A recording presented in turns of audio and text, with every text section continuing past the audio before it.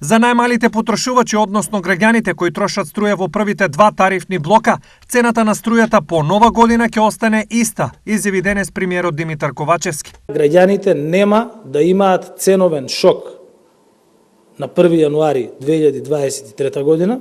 Дури сметам дека оние граѓани кои што најмалку трошат, кои што најмногу заштедиле, а тоа се во првите два тарифни блока, дека нема да имаат зголемување.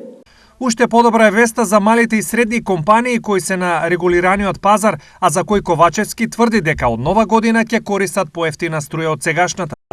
Она што сметам дека исто така е значајно да се случи со цената, и мислам дека со овие влезни параметри може да се случи, е да има намалување на цената на електрична енергија за регулираниот пазар кај малите потрошувачи, а тоа се 70.000 компании кои што вработуваат 98% од вработените во државата.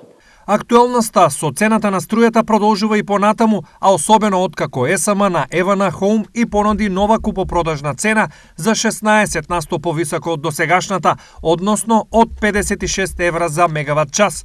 Цената на струјата која ЕСМ ја нуди е еден од трите фактори според кои регулаторна ќе донесе конечна одлука за тоа колку ќе се плаќа киловат час од нова година.